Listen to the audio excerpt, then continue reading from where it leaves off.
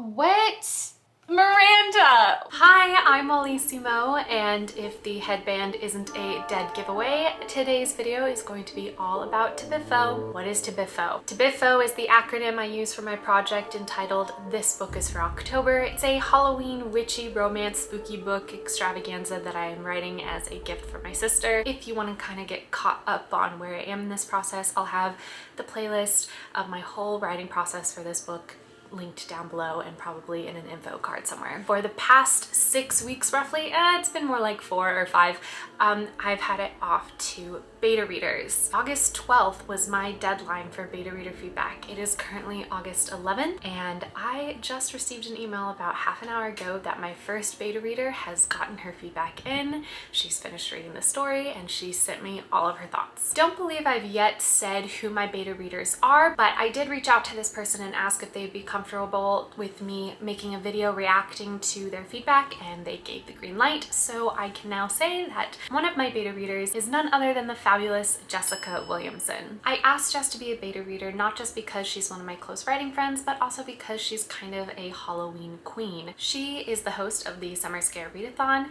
and in general is always reading really witchy Halloween adjacent books. Always count on her to be able to assess whether something has a witchy vibe or not. So asking her to be one of my beta readers was kind of a no-brainer, and I cannot say how excited I am to jump into her feedback. There were certain things that I asked my beta readers to consider, given that this story doesn't have a typical audience. I really wrote it with an intended audience of one, that being of my sister. The main things I asked my beta readers to focus on were the romance between our leading lady, Kate, and our leading man, Matthew, as well as the general vibes of the story, if they really give off happy Halloween, spooky Halloween, get you in the mood for Halloween, and the plot kind of takes a back seat. So as I go through her feedback, those are going to be the things that I'm really paying attention to, is what she thought of the romance and the characterizations, and what she thought of the overall experience of reading the story. I have my computer with me,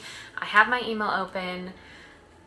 We're gonna get right in to the feedback. Well, first she addresses me as Madam Keats, which I always appreciate. She says, I have at the final buzzer finished reading TBIFO. There are some OMG reactions in the document, but I also wanted to leave you some of my greater overall thoughts. I will answer your feedback questions listed above, but first let me tell you 4 absolute truths. 1, your intention of making this a very Halloweeny was spot on. Excellent! The recipes, the magic, everything was immersive and fun in the right moments, but spooky in others. I was literally drooling over some of the foodstuffs, and I think you did a fantastic job of blending them in without seeming out of place. Oh, that's fantastic. I cannot take full credit for the recipes. In fact, I can't take any credit for the recipes. The majority of them are from a website called Half Baked Harvest. That was plagiarism. Okay, truth number 2, I think you're a better romance writer than you give yourself credit for. That's very sweet. I know it makes you uncomfortable, but honestly, it felt very well done and it didn't seem to be too clunky or out of place. Okay, that's great. Truth number 3, the throwback Halloween content, the names, the places, the imagery, all of it was legit, just like a flashback to my teens. Okay, probably my early 20s, and made me incredibly happy. Yay, this is great. And 4, this is quite honestly one of my favorite things I have ever read. I don't know how close your sister's taste is to mine, but if it's anywhere in the realm, she's going to F-word love it, because I know I did. Oh. Okay. Well, that was lovely. Thank you, Jessica. Okay, I was not nervous about reading this feedback because, like I said, there's not been a ton of pressure for TBIFO because it's for my sister and it's very low-key. But reading that, I just got the nervous sweats and I don't know why. We're good. That was very nice. Now she says, time for that feedback. Okay. Regarding plot coherency, yes, the plot was coherent. I didn't find anything particularly difficult to follow or confusing. Everything felt very cohesive and a solid plot unit. The romance we've discussed, I'm here for it. It didn't feel cringy. It was cute, but also fun and at times passionate. Okay. I didn't find anything over exposition-y. It was all good for me, and trust me, I'm the person who gets bored at walls of text, and I was just so into it. Oh, this is fabulous. Oh, I'm so glad that this is the feedback I'm making a reaction video to, because it's also positive. Like 100% sold on the witchiness and Halloween vibes. Whew, Speaking of boredom, no, there wasn't a point where I would have DNF'd. As for when I got into it, I'm pretty sure it was after the first paragraph that I mentioned I was already in love, so okay, that works. Regarding Matthew, yep, he's definitely a creeper. Fantastic, he is. I won't deny that. But I don't feel like he's overly creepy. Good. I think having him there when she was a kid helped me make him feel less creepy. I will say he was also young, so he's not like an old man and a child.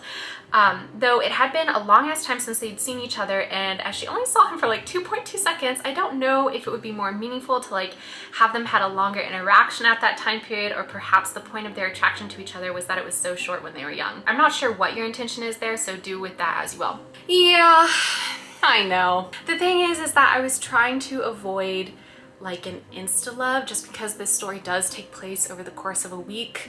I kind of felt like Matthew needed to come in already with strong feelings, so it explains his extreme actions near the end of the novel and why he would go to such lengths to protect Kate as he did. And so I kind of shoehorned in that whole, oh, they met once when they were younger and he just became mesmerized by her. Look, it's lazy writing. I do acknowledge that that is a fair comment to make. And then finally, it looks like she says, I love Hecate. She's funny and brash and quite sarcastic at times, and I really enjoyed being with her. She's a powerful witch who knows what she wants and has a cat named Merlin. Yes, she does. What's not to love? I did make a note, and honestly, feel free to ignore me forever, but her name being Kate with a K and not Kate with a C really bothered me. The missed opportunity of having a charmed Power of Three reference by having all three girls with a C name, though Kate's is admittedly a nickname, just seemed like a heretic move. I totally get it. But again, this all comes down to the fact of who I'm writing for. My sister doesn't mind the name Kate when it's spelled with a K, but she does not like the name Kate when it's spelled with a C. Sorry to any Kates with a C out there. And I agree, the two other sisters' names are Celeste and Cassandra, so having her name be Kate with a C totally makes sense from an aesthetic perspective, from a alliteration perspective, but I just can't do that. I can't give the main character of the story a name that my sister is gonna have to read and potentially be annoyed by for the entire book. To like remove the annoyance, I could change one of the other sisters' names. I probably wouldn't change Celeste just because she's a sky witch and all of her magic is with the stars and stuff, so it makes sense that her name would be Celeste. But I could consider changing Cassandra's name, but I totally understand that frustration. I get it. And she says, in summary, this book was a fantastically delectable Halloween treat. Things you mentioned being fears didn't seem to be issues for me. I loved the cooking and magic and the romance and the sisters and the atmosphere and the Merlin. Please feel free to reach out if you have any further questions. Sorry for taking 3.2 billion years to get back to you. I love that final apology because first of all, Jessica was the first person to get her feedback to me, and second of all, she got back to me literally before the deadline, when I don't think I, as a beta reader, have ever gotten back to someone before a deadline, so that apology just feels extra odd to me. Okay, first initial thoughts after the letter breakdown reaction. I'm very relieved by that positive response. I do think my sister and Jess probably are the most similar in their tastes of all my beta readers. That gives me hope that this is a story my sister will like. I really appreciated comments on all the things that I was concerned about. I'm also like really surprised. I thought for sure there would be places where the story got really slow or got too much exposition specifically. I mean, I have a chapter entitled the exposition chapter because even after writing it, I was like, well, this is just a ridiculous chapter and we're gonna acknowledge that right at the start. So I was really surprised that that didn't seem to be an issue for Jessica, but that's great. Her saying I wrote romance as well is reassuring, but I don't believe her, but that's okay because we're gonna work on it. We're gonna work on the mantra of we believe our beta readers. That's what they're there for. They're not lying to us. Wow, this is gonna be a crazy long video. I am gonna go into the actual document now and look through some of her comments. We'll see how many she left. Can we see how many she left? I don't know. Oh, okay, she made 23.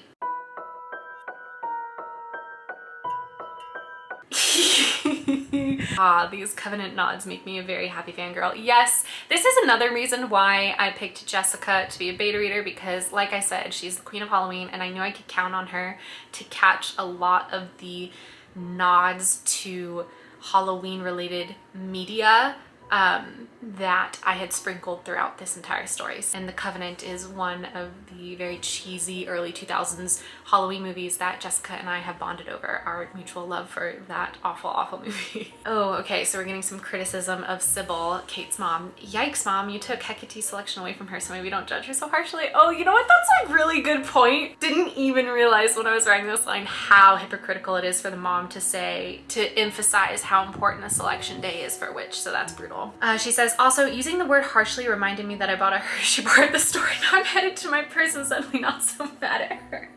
That's awesome. Okay, yeah. Well, that was a change in the reveal that the mother has died at the beginning of the story. Ooh, okay, there's a comment that says, this whole scene is just haunting and I want to know what is... Oh, it's the scene where she's drowning in the river Styx, in the river of the dead, and she's having this like prophetic vision. Okay, I'm glad to know that that is haunting. Okay, we have some positive reactions to some of the banter between Kate and Matthew. That makes me happy. Oh, interesting. This is so cute. A lot of these are like, I don't know how much commentary I should be making on any of these individual ones. They're all just like moments of positive reactions from her, it seems. Oh, no, I can't handle that one. All right, she's pointing a typo out. I've accidentally written Matthew, I think. I've accidentally typed Matthew, I think she killed me dad, when it's supposed to say, I think she killed my dad. And Jessica is pointing out, she says, I don't think she's suddenly Irish, so we're gonna just make a note of that. That's amazing. I know, this is another plea for Kate's name to be changed, but I'm sorry, it cannot be done. Yes, okay, I have a specific sentence in which my main character is exceptionally sassy. Probably the stupidest line I wrote for her, but also the sassiest. And it has received positive reaction from Jess, so that's a victory.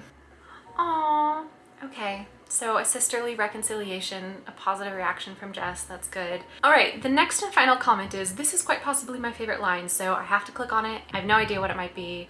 Here we go. That's funny.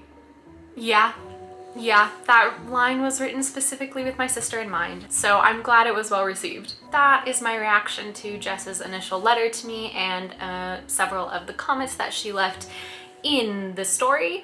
Jessica, you are a queen for getting this feedback to me and letting me know all of your thoughts and taking the time to read my story. Really positive feedback. That is great.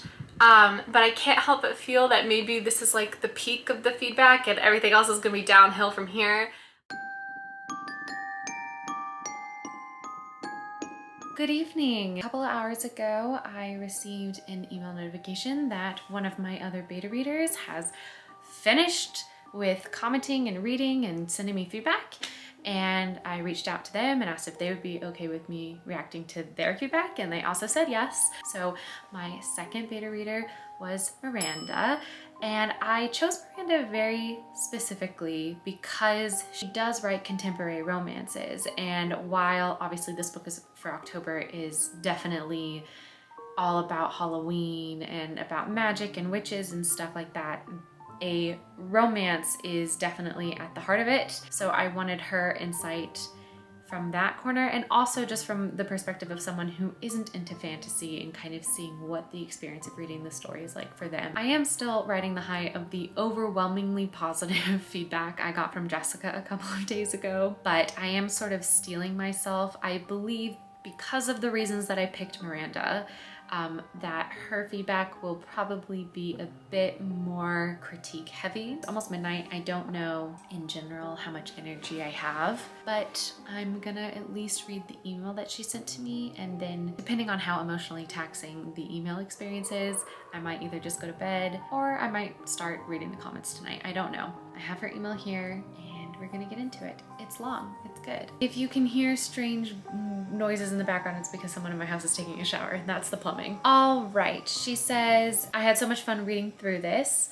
As you know, it definitely got me into the Halloween mood. Great. And now I'm much more excited for summer to come to an end. Overall, this was great and the vibes really came through. I mostly left inline comments that you can read through and let me know if you have any questions. As far as overall thoughts, here are my main feedback points. Okay.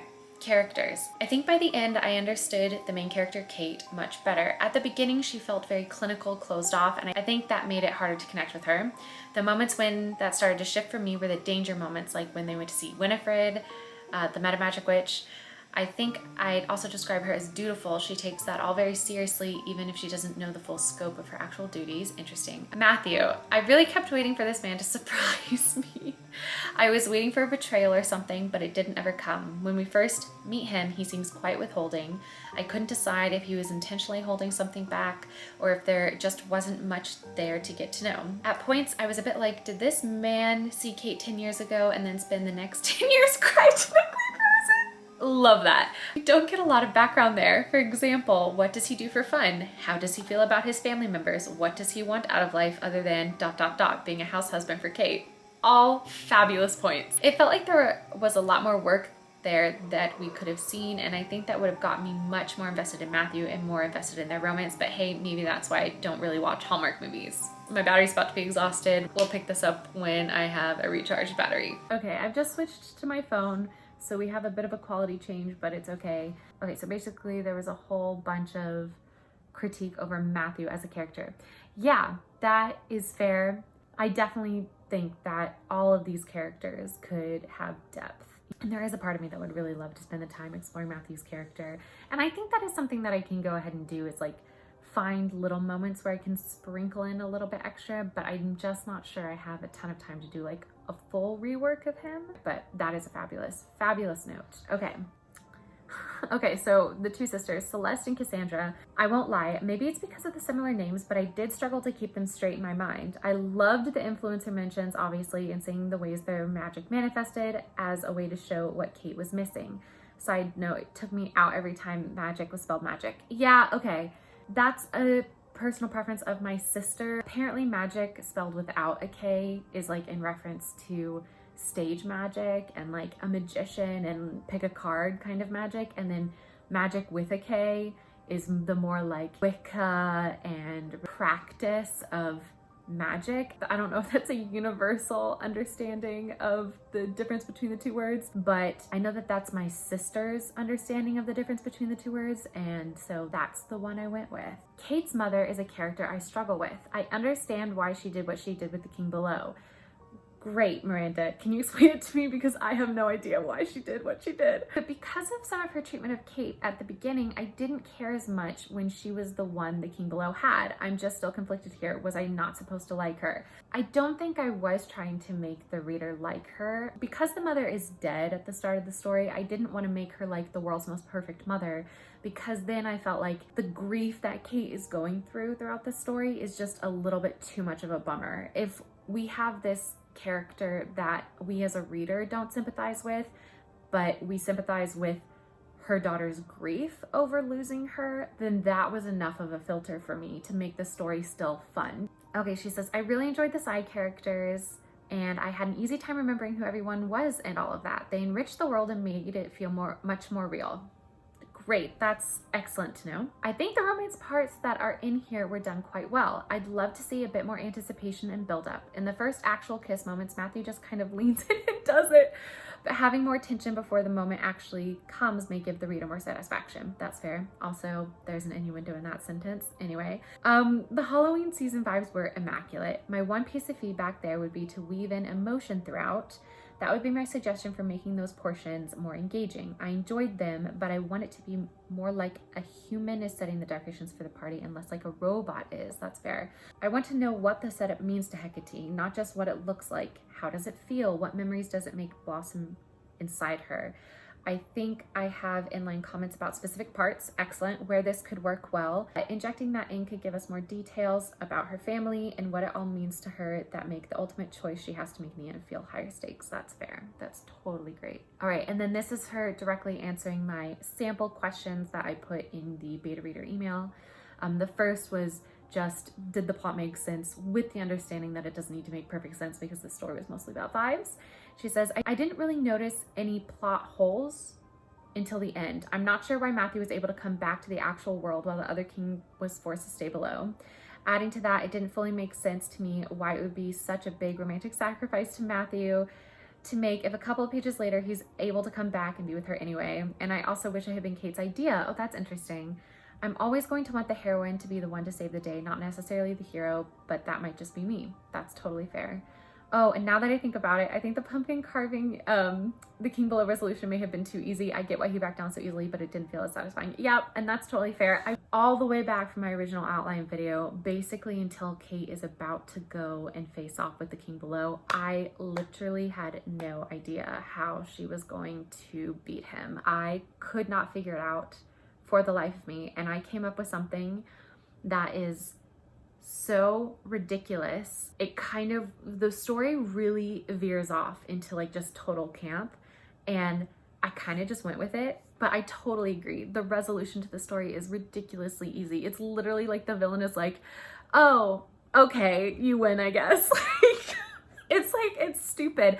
But I mean, is there anything that is more Hallmark than that kind of ending? I don't think so. The cringiest romantic parts for Miranda was all the stuff with the King Below. Good, because that was meant to be. Otherwise, while it could use a little more anticipation / buildup and maybe more rationale of why Matthew was so down bad for her for 10 years, the actual romance worked for me. Fair enough. All right, on my question asking about if the first chapter was too exposition heavy, Miranda says, I wasn't bored by it, but I did have a lot of questions. It kept me reading because I wanted answers. Oh, that's good. I do wonder if any of it could be held back and then dropped in later so you get to the present day action sooner. Yeah, I think that's a totally great point. The next question was, I asked if there was a place at any point in which they might DNF. And she says, look, as a non-fantasy girly, I don't know if I would have picked this up in the first place. Totally fair. Depends on the cover and maybe in October, but otherwise I don't know if it's for me. Totally fair. I could have seen myself putting this down at any point before she found her mom's book. That was when the conflict really picked up for me. Oh, okay, that's good to know. Okay, so those are the majority of Miranda's thoughts. I still need to go in and look at her inline comments in the document. I'm very sad over the video quality right now, so I am gonna probably just film a reaction to those inline comments tomorrow when my battery for my camera is charged. Until tomorrow, good night. Boop. Hello, it is the morning of the 14th. I have slept on the beta reader feedback letter from Miranda last night, and this morning I'm going to dive into the comments that she left inside the document. Last night I was lying in bed and thinking about her letter before I fell asleep, and I was like, you know, she is totally right about Matthew and his characterization, but again, I just need to recognize what strategy I'm going here for. So with all of that being said, I have broken out my project journal, my author journal, I guess, that has a section in it for TBIFO, and I'm gonna be taking notes as I go through the comments Miranda left on her document and just kind of trying to decide what I think I can tackle within the next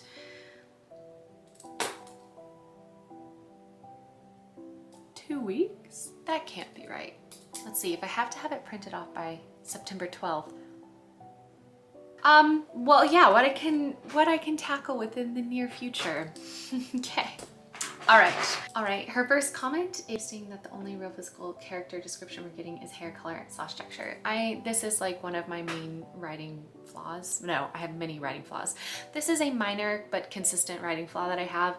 I love it. She's already giving me a place where I can start being specific, where, you know, just to up the vibes a little bit, which is exactly the kind of feedback I'm looking for. My brain has been poisoned, so now I always notice when phrasing like is purring or is tapping could just be replaced with purrs or taps. Merlin is purring on the pillow.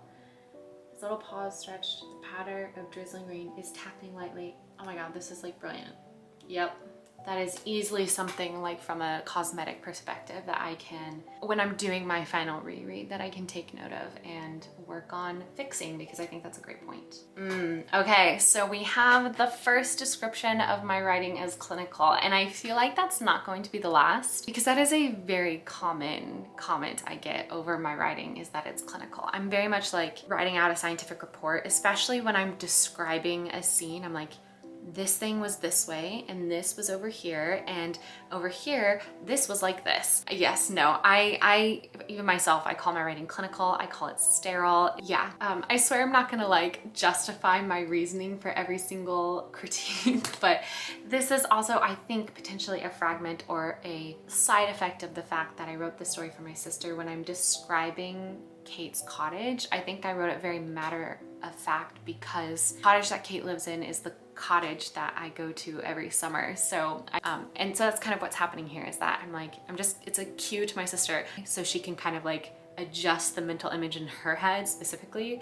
But I recognize that that is a weak aspect of it, so I will rework this scene. Literally obsessed. Literally, I was like, oh, there will be more comments about my writing being clinical, and literally the next comment is that is clinical. Yeah, no, I'm aware. I know. But it's still incredibly helpful information of having a specific part highlighted, be like, this is super clinical, because then I can address it, and it's not something that I myself can see. So that is really helpful for me. Ooh, wow. That is such an interesting question. What is Hecate's specific brand of despair? Is she a crier, an angry griever? How does it manifest for her? That's a great question, and not one that I have really internalized, but I think she just is a person who withdraws. Yes. I have my main character dress in linen a lot. Again, it's all about the aesthetic for me. Also because my sister loves linen clothing. We're getting some positive comments on the food descriptions. That's great. That was one of my bigger worries with the story, is if the food descriptions were too like disruptive of the plot. So I like it. Both Jess and Miranda so far have had positive reactions to the food description, so that's really good. No, please. Oh my God. Nice. Yes, I have my official conflict is introduced on page 22, so that's good. Love a good catalyst right at the 10% mark. Is this really 10% of the way through the book? Roughly. That's interesting. Oh my God. We have another desire for the name to be Kate with a C. Okay, I think this determines it. I have to change Cassandra's name. Oh, that's a great point. I have a moment where she's staring at Matthew and then it just kind of moves on because I pull my punches, and Miranda is specifically asking me to write down what does she notice as she stares at him. So that's a great point. Chef Boyardee, oh my God. So this was kind of a concept that never got fully off the ground.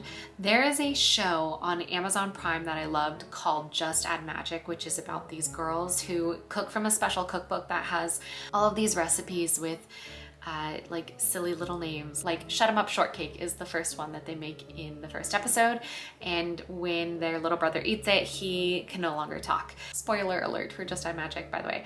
So it's definitely an homage to that, but yeah, having it be compared to Chef Boyardee, I'm gonna have to internalize that one for a little bit, I think. That's so funny.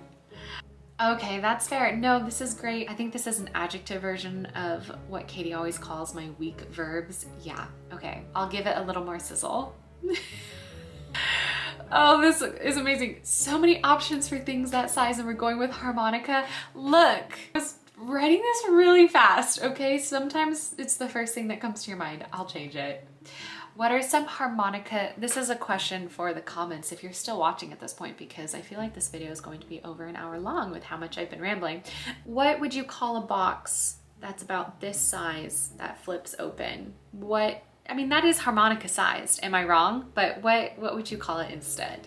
Oh, she found a place where I had accidentally had 2 spaces. So that's very, very fantastic attention to detail.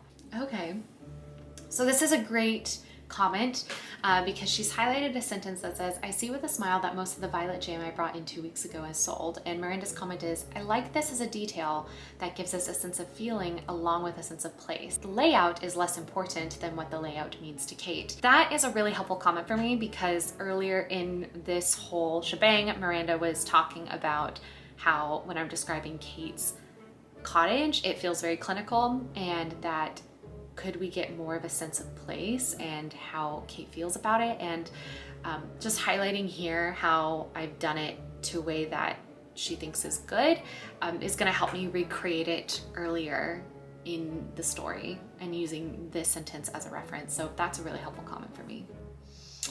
Oh, that's interesting. Miranda's highlighted sentence, my skin underneath my sweater grows warm from his touch. And her comment is, I wonder if there's a way to describe this other as grows warm, because I feel like he's always just described as warm. And that was both intentional and unintentional. First time I wrote the scene of them meeting, I wrote that she touched his hand and it was cold because he'd been in the rain, and also because in the very first draft of this book he was dead. That's no longer what it is anyway. I changed it because I didn't want to emulate Twilight that much with her constantly touching his hand and, oh, he's so cold. So I kind of went in the opposite direction of, no, this guy's gonna be warm, which, you know, she also did in Twilight with Jacob, which hate that comparison too, but it's fine. But I definitely probably overshot it. And now that Miranda points it out here, I probably described Matthew as warm a little bit too much. So that's something I will keep in mind. I know. No, Miranda, I want to know what you think. What does this mean? Oh my God. Is this a line? Okay, this is in reference to the fact that during the pumpkin carving contest, they all had to name their carvings on their pumpkins. They had to give their pieces of artwork a name, and Matthew has carved an image of Kate's cottage for her, and he names it Home. And I got very uncomfortable writing that scene because I felt like it was too overt, and I needed more specific. Miranda, I'm asking you to be specific. What do you mean? Oh my God. Is this a good oh my God? Is it a roll your eyes bad oh my God? Is this a it's so cringy I can't even keep reading, I had to put the book down for 10 minutes oh my God? But Miranda, specifically you in the comments, you need to tell me what you meant by this comment. I need to know your thoughts, because it's like a pivotal moment. This is a moment when, or it's one of the moments, one of the small moments that the reader and Kate are potentially starting to internalize that Matthew has feelings for her. So I need to know how, this is a really important thing that I need to know your thoughts on. And if you hate it, give me options for how to change it. Oh man. I have a line that says, true exhaustion is closing in on me as every cell in my body sputters and coughs out its final bits of energy. And Miranda wrote, me running the mile in middle school. Oh, how interesting. She has noted that the S&D alliterations here are so fun on a sentence that reads, there's also a soft sort of scraping sound coming from somewhere. I can't place it at first. My eyes are drawn in dozens of different directions. Would love to claim that that was intentional. It wasn't.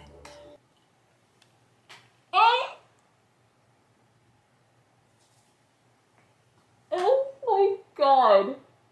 Miranda has left a comment that says, the context of this line would be so different if I read it in a Katie book. She's referring to Katie Ann Rice. The line is, oh my God.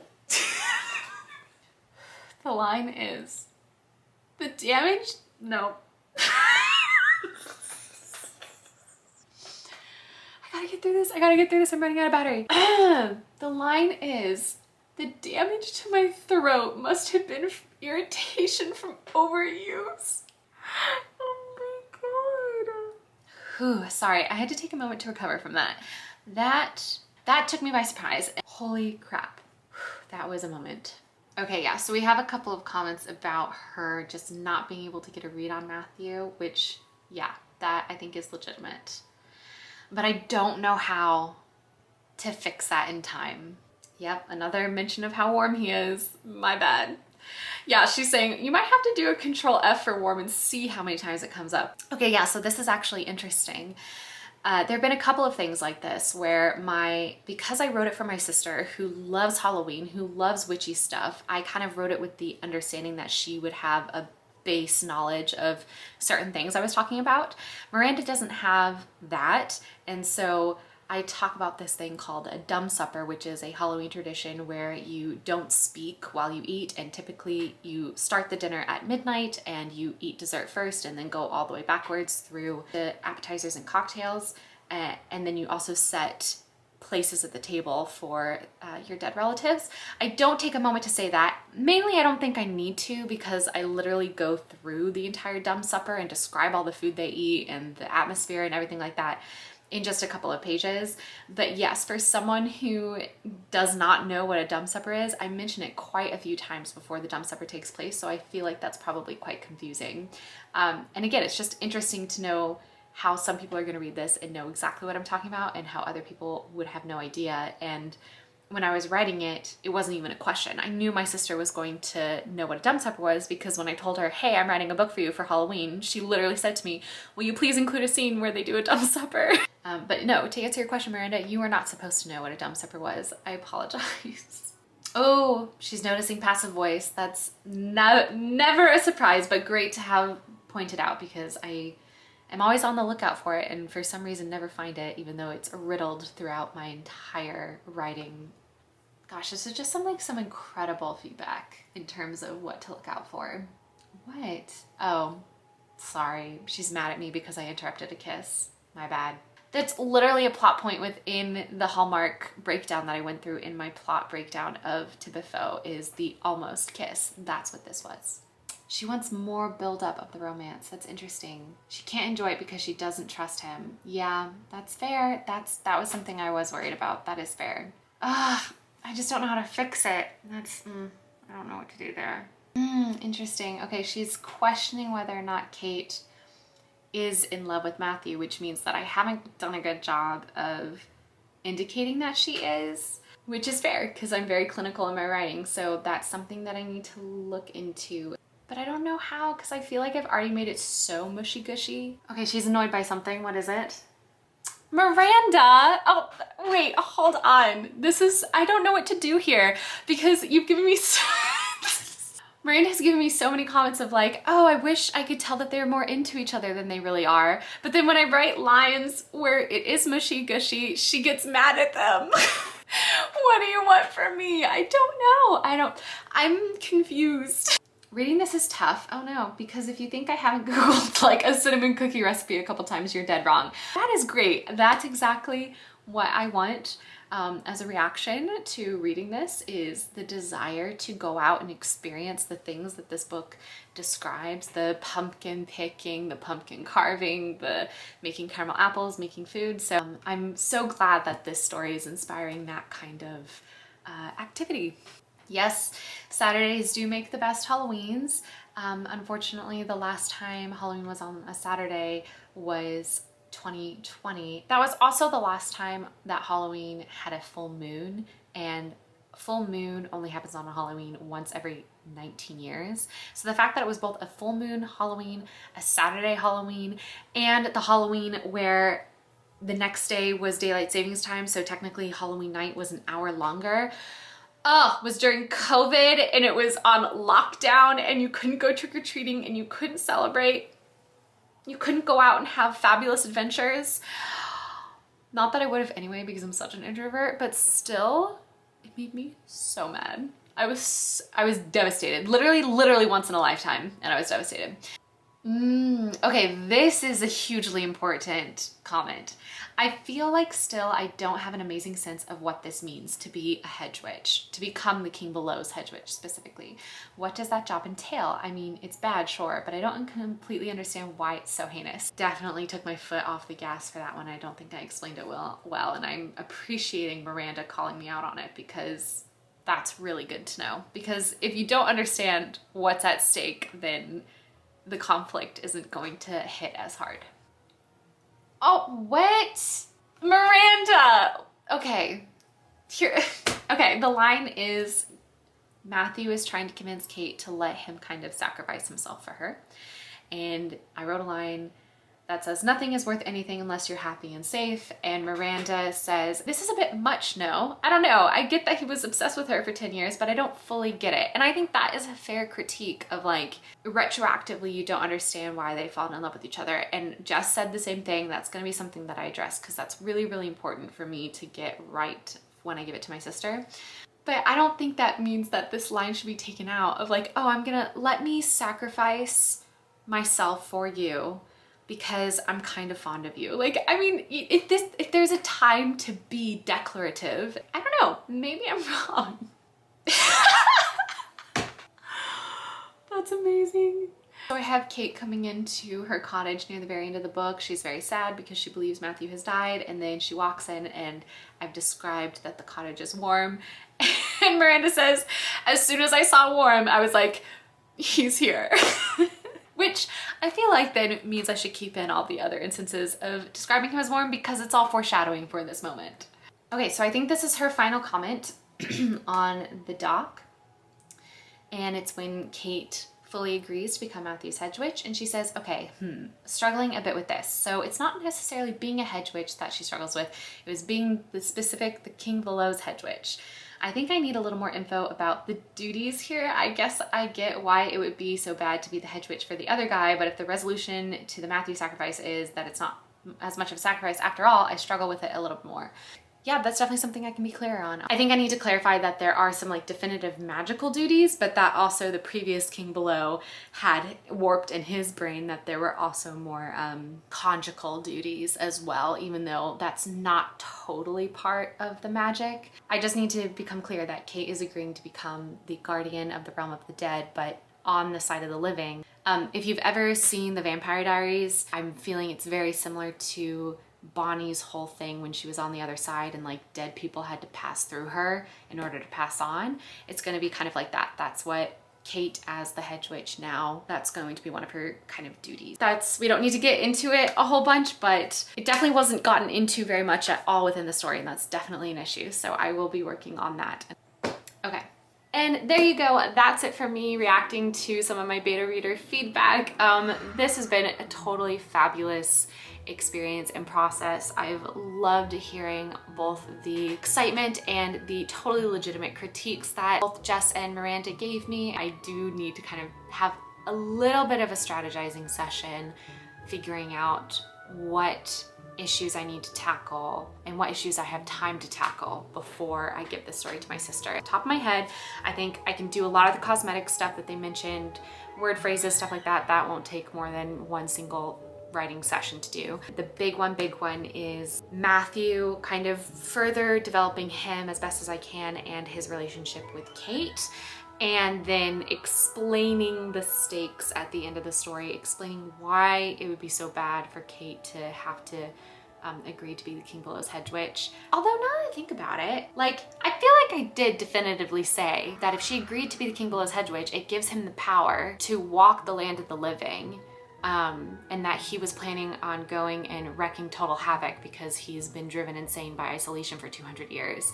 And obviously agreeing to be Matthew's hedge witch, him being able to walk the land of the living is now a benefit as opposed to a detriment. So I feel like I definitely put that in there. Maybe it's not as obtuse as I think it is. I just need to strategize. Anyway, that's what the brainstorming session is for. Thank you so much for sitting here and listening to what I'm certain is going to be like almost 2 hours worth of footage. Editing this is going to be an absolutely incredible experience. Hopefully I'll have it out on Tuesday, we will see, and then theoretically I will have yet another video out next Tuesday. But until then, go be happy, go be healthy, and go right. Bye.